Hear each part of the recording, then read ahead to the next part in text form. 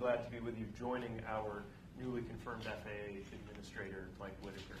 I should mention the U.S. Senate confirmed him 98-0 in a Washington that tends not to agree on anything at all, which I think is a great reflection on how suited Mike is to the job, the respect he has on both sides of the aisle and across the aviation sector. So welcome, we're glad to be on the proverbial flight deck with you here.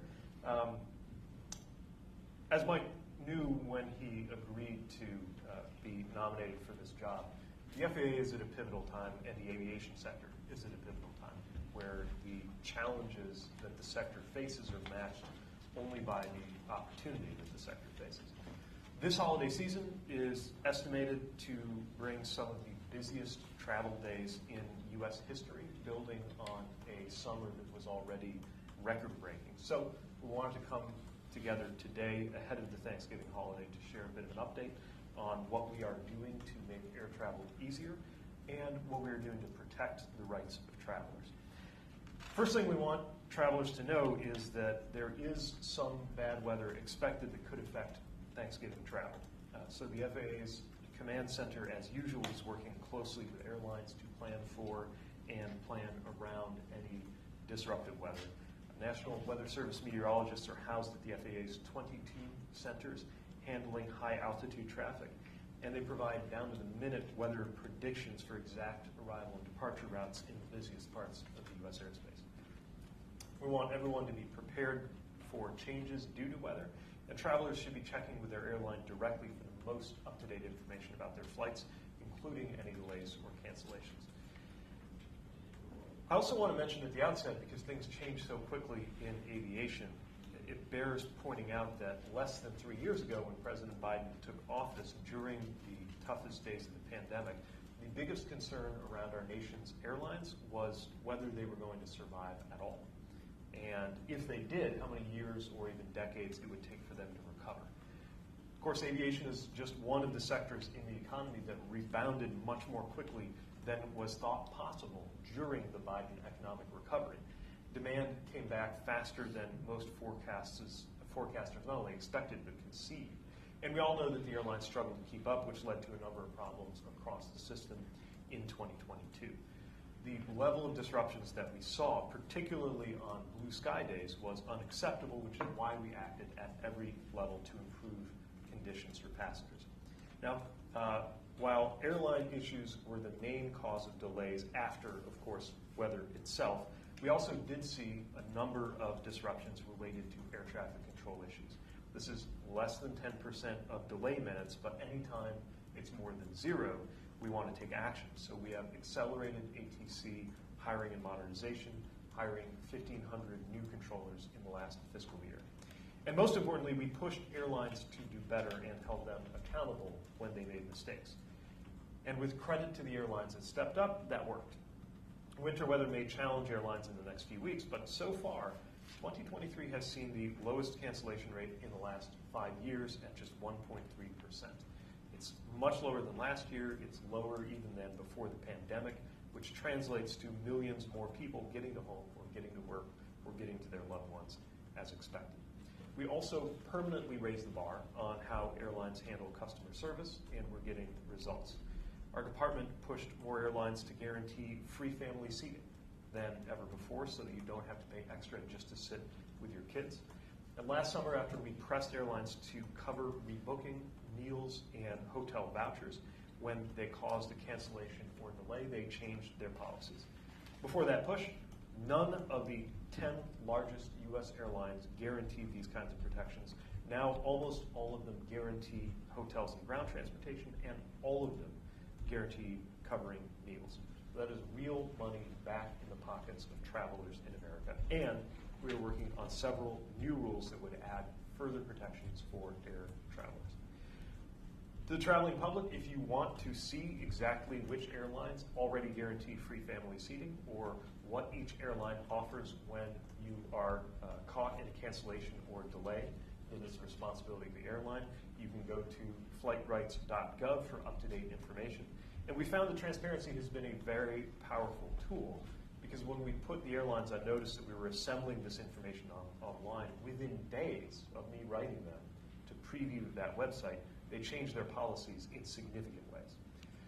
We're also taking a lot of action to enforce the rules that we do have.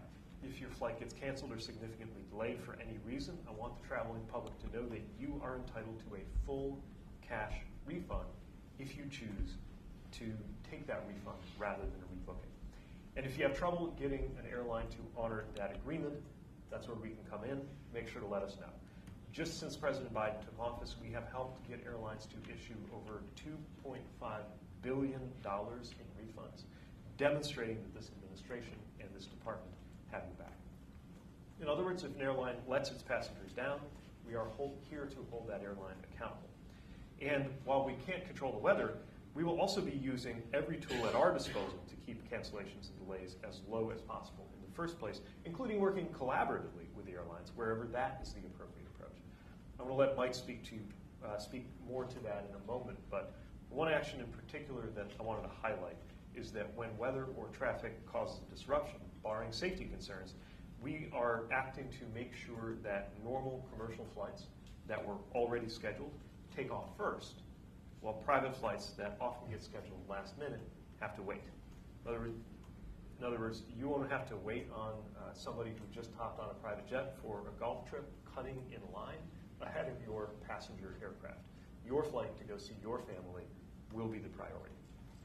Now, this year we are seeing more people flying than ever with fewer cancellations than we have seen in years, and we're investing to make sure it stays that way long term, which includes work on our physical infrastructure. And that's the one other thing I wanted to mention. If you've been through an airport lately, you have probably noticed some construction underway. A lot of that is thanks to President Biden's infrastructure plan, which includes billions to help airports add more check-in counters, build faster security checkpoints, improve baggage claim, make it easier to get to your gate, and in some cases, build entire new terminals. Before I hand it over to Mike, one final reminder for travelers. If you are flying this week, remember how much we all count on the aviation workers who safely get us where we need to go. And since the pandemic, harassment, even attacks on aviation workers hit new highs. Those incidents are down from those peaks, but I think we can all agree that more than zero is too many. This is behavior that puts everyone on board at risk, and it can result in fines, in jail time, or both. We take those incidents very seriously. We refer them to the Department of Justice. So in addition to it simply being the right thing to do, know that there is a lot of enforcement behind our expectation that all passengers will treat all flight crew members with the respect that they deserve. And I also hope passengers will have a thought for aviation workers who sometimes do not get as much attention.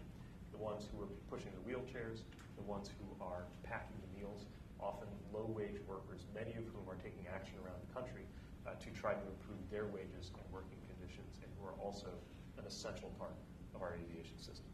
So with that, I will turn it over to Mike to share more information about how we're working to improve operations and keep air travel safe and efficient this holiday season. Administrator. Thank you, Mr. Secretary. Let me begin by saying, as we approach Thanksgiving, that I'm honored to have the opportunity to work with you to lead an agency whose mission is to keep our nation's airspace running safely and efficiently. As always, the skies will be extremely busy this Thanksgiving. We're expecting almost 50,000 flights on Wednesday. 49,600 is our current estimate, and that eclipses last year. We will be working around the clock to make sure passengers get to their destinations safely. We are going to be handling the East Coast volume by opening the Holiday Airspace Release Program and the Holiday Gulf routes. This is the restricted airspace off the East Coast and in the Gulf of Mexico that the military releases to the FAA for commercial plane use. These initiatives lessen inland volume and reduce delays.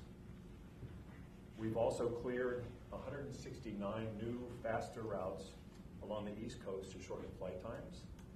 And we coordinated with the commercial space industry to make sure no launches are scheduled, opening even more airspace in the days surrounding Thanksgiving. As we prepare for the upcoming winter weather, we have awarded over $50 million to airports around the nation for de-icing equipment to help passengers get to their destinations safely. So while we don't control the weather, we're doing everything in our power to keep flights safe and keep cancellations and delays low this Thanksgiving. We want the airspace to operate as efficiently as possible, but our first mission is always safety. Last week, as you know, I received the independent safety review team's findings on aviation safety. This team of experts was convened in April as part of the call to action to examine ways to further enhance safety and reliability in the nation's aerospace system. We welcome the safety review team's recommendations, and we're taking action on them right now. Friday, we announced several key initiatives to increase our rate of hiring and training of air traffic controllers. These include optimizing our controller academy in Oklahoma City, making sure that we fill every seat, and building satellite training facilities at our existing locations around the country for advanced controller training. We're moving to a year-round hiring track for experienced controllers, allowing veterans and other professionals to direct hire into facilities when they become available for employment. We're also creating a track for direct hiring for students from aeronautical colleges and universities who complete the requisite training and pass our skills exam. This will allow successful graduates to move quickly directly into on-the-job training at facilities. And finally, we're deploying high-resolution tower simulators in 95 facilities across the country, starting with Austin in January. These initiatives are in addition to a host of other initiatives the FAA has already taken this year to improve safety. And I think all of these initiatives show that safety is a journey of continuous improvement, and we will strive to continue to improve. So thank you, happy Thanksgiving, and as the Secretary mentioned, if you're flying, please be nice to your flight crew. They're there for your safety. Thank you. Thanks, Mike. So again, bottom line is that in just 2 or 3 years, we've gone from people wondering whether the U.S. aviation sector, as we knew it, would survive to an amount right now of record demand and record work going on to meet that demand. I need to stress that the progress I've discussed and the progress underway with regard to our aviation workforce, technology, and infrastructure is not guaranteed. Every time extremist Republicans in Congress bring us to the brink of a government shutdown, it threatens to stop the momentum that we have built around training and around protecting customer rights. Every time they threaten to slash funding for DOT and short the FAA, and there's a Republican proposal to do that on the cusp of reaching the House floor right now, it threatens to reverse all of this progress. So we're doing everything we can with everything that we have. But if some voices in Congress got their way, we would have to freeze hiring new staff. We would be set back in modernizing computer systems, including the badly outdated system that forced the FAA to ground planes when there was an outage back in January. It would disrupt the progress that we've made. I'm certain that it would lead to more disruptions in air travel. And I have to say, it is striking when you see some of the same elected officials who seem ready to make it a partisan issue, even if their flight is delayed in bad weather, turn around and be prepared to go to the floor of the House and cut funding for air traffic control, or worse, threaten to shut down the government and force air traffic controllers to work without pay. So it is my hope and expectation that reason will prevail on Capitol Hill. And I really believe in the midst of the work that the administration and the department have done to act decisively to improve air travel, that working with Congress, we can do even more. Having said that, for now, if you are traveling this holiday season, just know all of the work and all of the people who have made flying the safest mode of travel in America are here to support you. And whether you are an aviation worker or an airline passenger this week or both, know that this department has your back. And with that, we have time for some questions. Great. If you have a question, raise your hand. Tom? Hi, Tom Costello with NBC News. Mr. Administrator, congratulations. Can I ask you 2 questions? Number one, we've had 2 high-profile incidents in the last few weeks involving mental health issues. A pilot who clearly suffered some sort of a mental health breakdown, threatening the safety of the passengers and crew on a Horizon Air flight. Separately, a first officer who apparently had some sort of an issue and drew a weapon on a pilot, on a captain. Can you address what, if any, mental health initiatives that you believe are appropriate right now to try to address this? And secondly, can you talk about the need You talked about air traffic controllers, and you hired 1,500, 1,800 so far this year. That will barely, if at all, keep up with the rate of retirement and simply people leaving the job. What needs to happen to accelerate that even more? Do you need to open another air traffic control air traffic control academy somewhere else in the country to really address the shortage? Go for it. So I'll start with your first question around the mental health. I think we've stood up an airline rulemaking committee to look at this issue. So we're going to bring in experts in this field to really look at how we approach mental health, how we look at new medicines, and how we make sure we can get safe pilots in the cockpit. So I think it's fair to say that the approach we've had is a bit out of date. So I think it's time for a refresh. So our focus is certainly going to be on safety in the cockpit, but I think we need to have a system that allows people to be more forthcoming and to have treatment for issues that shouldn't keep you out of the cockpit. So that is a priority that we're moving on quickly. For hiring controllers, I think in addition to the steps that we've discussed, we're also looking at ways to improve the success rate of controllers. There's a fairly high failure rate in the academy and in facilities. So bringing in controllers, bringing in candidates to acclimate them to the air traffic world a little bit before they start right into training is one approach that we're looking at. And I think the tower simulators will help tremendously. They allow us to engage retired controllers and do training in very high resolution, very realistic circumstances. So we think those two tools will help us have a higher success rate. My initial focus has been on how to make these numbers go up quickly without lowering standards, so I'm really focused on the next 3 years out of the gate. I will also look at whether we need an additional facility to help augment that, but initially we just wanted to try to get as many through as we can.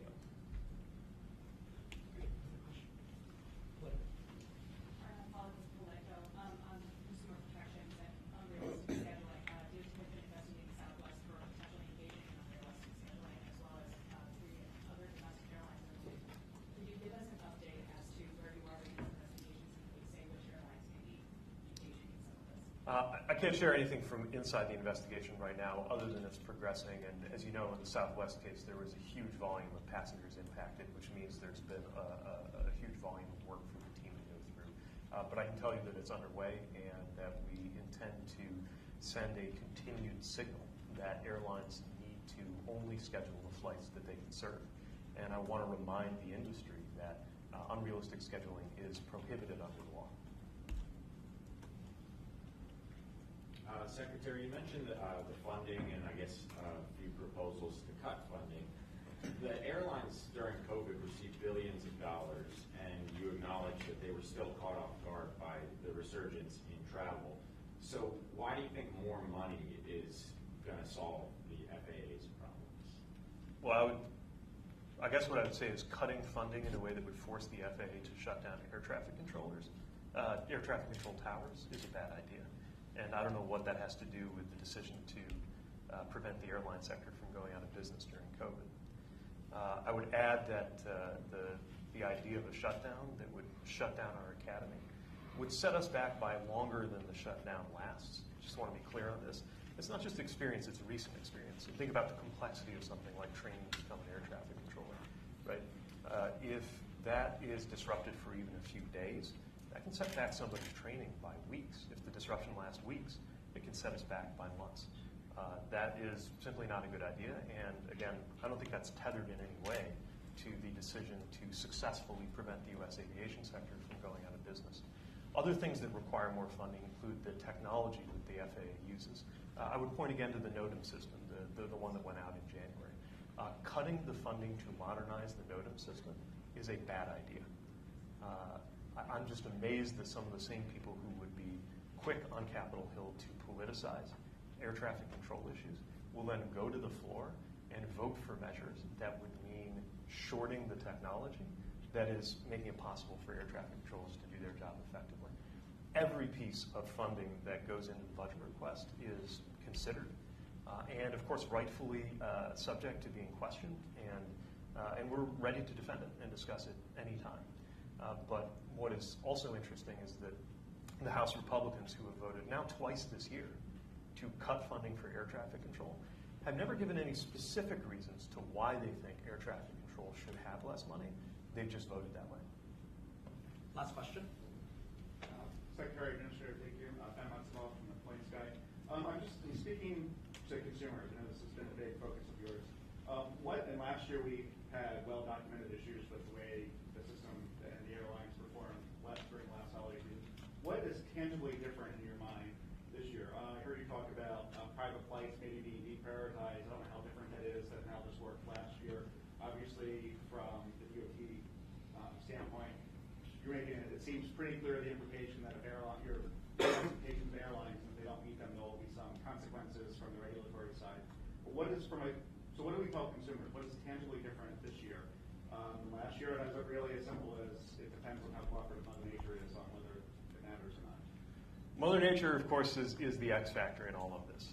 But the biggest thing I would say is tangibly different is the results, right? So we're seeing, in terms of cancellations, a clear improvement in the numbers that I think is related to the pressure that we have put on airlines and, to their credit, some of the steps that they have taken, both in terms of the realism of their schedules and in terms of having the staffing and the preparation to meet the demand that's come in. And remember, this is happening in the context of off-the-charts demand.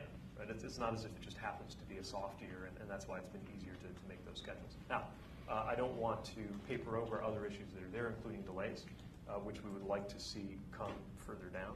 But something that's tangibly different really is in terms of the results. The other thing that's tangibly different is what happens if you wind up in one of those cancellations or delays. And just a year and a half ago, you would not have been able to have the DOT enforce a right on your part to get, for example, the meals or ground transportation covered. Now you can. And it's all, I think I had a screenshot of it up here.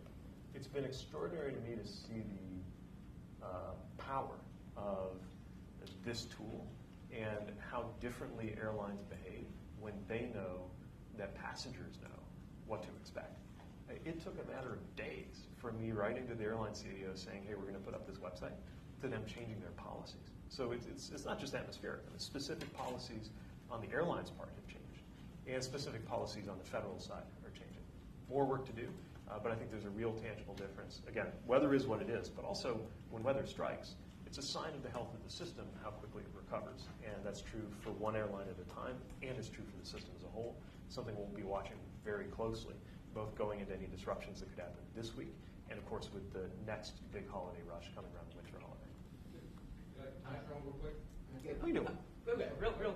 Just one for each of you, real quick.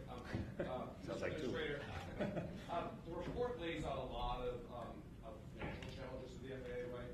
Not being able to get spare parts for certain systems, right? Outdated terminal radars that will cost millions to replace. How do you anticipate finding the money to deal with all these systems that need to be replaced or upgraded? Well, I think that was a key question that the report raised, and I think the good thing is it takes a very clear-eyed view of the system, of the fact that we have a lot of redundant systems that could come out, and some consolidation that could happen, but there's never been will to do that, and the system is very, very old, so it needs a lot to maintain it. How we get there, I think, is going to be the question that we have to get to. And Mr. Secretary, last month, Cruise Automation, GM's self-driving car unit, suspended all of its cars across the country. Unions have said that DOT is not an authority to ensure that self-driving cars are safe on the roads. What lessons do you take from the Cruise situation, and do you think NHTSA or DOT should have a role before they resume testing vehicles anywhere in the United States? So right now, the Division of Labor is outdated. The Division of Labor, in terms of regulating vehicle and driver safety, is that the federal government, for the most part, regulates the vehicle, and state governments, the DMV, for the most part, regulate the driver. Obviously, that framework just did not contemplate something like automated vehicles. But we found that there are a lot of things that are reflected in our regulatory framework that touch on this kind of automation, whether it's references to a driver side or specifications about where a mirror ought to go in a vehicle that might not even have a driver, or whether it's things that we think we can specify and have a duty to regulate with regard to the safety of ADAS systems, for example. So this is clearly an evolving picture. We'll be working with Congress to make sure that our frameworks contemplate this for the future. But we're going to do everything we can with the authorities we do have, which are not trivial and not unrelated, to make sure that whether it's a deployment like the cruise deployment or any other development, that to the extent that we have a role, that we're meeting our obligation to have it unfold safely. We have to run. Thank you so much. Can I ask one quick question? We'll follow up. Thanks, sir. Thank you.